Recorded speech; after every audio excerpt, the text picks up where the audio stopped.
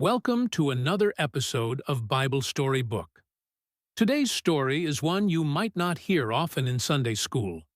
It's a story buried deep in the Old Testament, one of courage, secrecy, and divine preservation. It's the story of a child who was hidden for years so that God's promise could survive. His name was Joash, the boy who would become king. But before we meet Joash, let's take a moment to understand the world he was born into. Centuries before his birth, God had made a covenant with King David, a promise that David's descendants would continue to reign over Judah. For generations, that royal line stood firm, even as kings rose and fell, and some forgot the God who had chosen them. Then came a woman whose name carried the shadows of rebellion. Athaliah, daughter of Ahab and Jezebel, two of the most ruthless rulers in Israel's history.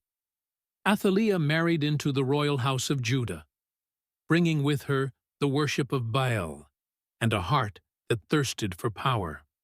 When her son, King Ahaziah, was killed, her grief twisted into something darker: ambition.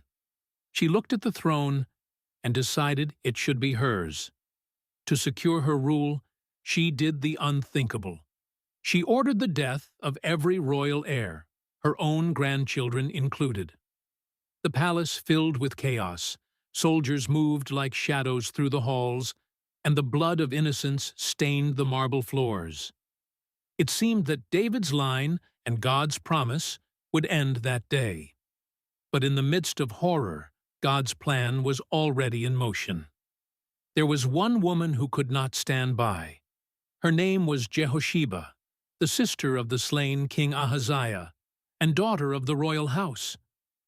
When she heard what Athaliah had done, she knew that one tiny life, one fragile heartbeat, must be saved if hope was to live on. In a desperate act of courage, she took the infant Joash, wrapped him in a blanket, and slipped past the soldiers. Every footstep was a prayer. The air was heavy with danger, yet her hands did not tremble. She carried the child through dark corridors, across the courtyards of the palace, until she reached the gates of the temple of the Lord. There she found her husband, Jehoiada the priest, a man of deep faith and quiet strength. When she placed the baby in his arms, the meaning was clear. "We must hide him," she whispered, "for he is all that remains of David's line." And there, under the roof of God's house, the last hope of Judah was hidden. Imagine it. The temple stood silent most days, its holy chambers echoing with only the footsteps of priests. Behind one of those chambers, perhaps in a small side room filled with the scent of incense, a baby cooed softly, a secret known to only a few faithful hearts. As the years passed, Athaliah ruled Judah, growing more arrogant with each passing day. She led the people deeper into idol worship, building altars to Baal and turning hearts away from the God of their fathers. She thought the royal bloodline was extinct, that no one could challenge her throne. But while she ruled by fear, God's promise was quietly breathing within the temple walls. Little Joash grew beneath the care of Jehosheba and Jehoiada. He was taught the stories of his ancestors, of Abraham's faith, of Joseph's dreams, of Moses' courage, and of David's songs. He grew strong, curious, and bright-eyed, unaware that one day the weight of a kingdom would rest upon his shoulders. Every morning, as sunlight spilled through the temple's arches, Jehoiada would pray over the boy, "Lord, you have hidden him for your purpose. When the time is right, reveal him for your glory." For 6 long years, Judah lived under Athaliah's iron rule. Many wondered if God had forgotten his people. But in the hidden places, God's promises were alive. Sometimes he works not in thunder or fire, but in whispers and waiting. Then, in the 7th year, a stirring came upon Jehoiada's heart. He sensed it was time. He sent secret messengers to the captains of the guard, to the priests, and to the leaders of the people, men who still believed in the God of Israel. One by one, they came to the temple, drawn not by power, but by faith. When they saw the young Joash, now a boy of 7, their eyes widened in awe. "The royal line lives," one whispered. "The promise of David still stands." Jehoiada spoke with quiet authority. "God has kept his word. We will crown him king in the temple of the Lord. Guard every gate. Let no one loyal to Athaliah enter." The plan was set in motion. Trumpets were prepared. Guards took their stations.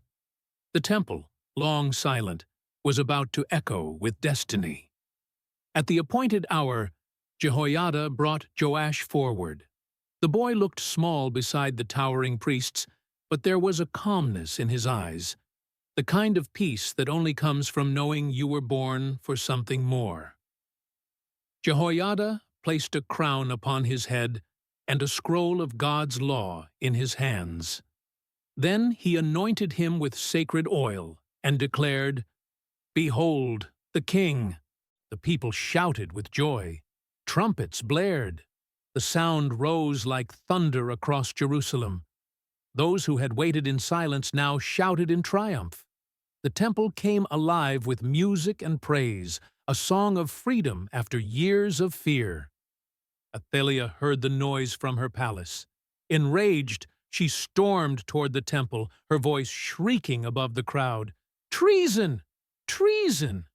But when she saw the boy standing by the pillar, the crown gleaming on his head, she knew her time had ended. The guards seized her, and her reign of terror came to a swift close. That day, the kingdom was restored, and the people rejoiced, not only because they had a new king, but because they had seen the faithfulness of God with their own eyes. And so, Joash, the hidden child, became the chosen king. Under Jehoiada's guidance, he repaired the temple, tore down the idols, and led the people back to worship the Lord. His life became proof that no plan of evil can destroy what God has destined to live. But the story carries a deeper truth, one that reaches beyond time. Sometimes, the most powerful things in life are born in hiding. The seed that grows in darkness, the dream that matures in silence, the promise that waits unseen. These are often the things God uses most. When Joash was hidden, he was not forgotten. He was being prepared. And perhaps that's a message for someone listening now.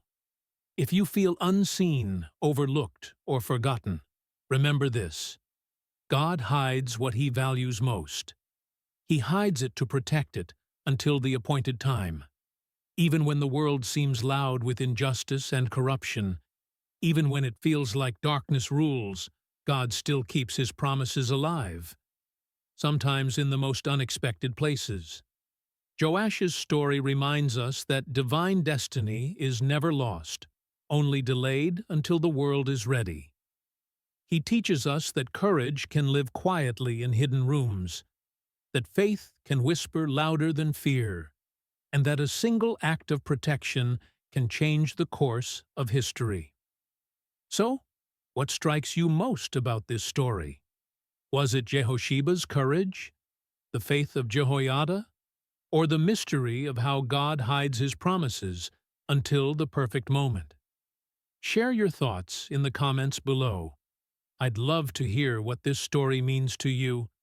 And remember, being hidden is not the same as being forgotten. Sometimes, it's the surest sign that God is still working. Thank you for joining me in this episode of Bible Storybook. Until next time, keep your heart open, your faith strong, and your hope alive.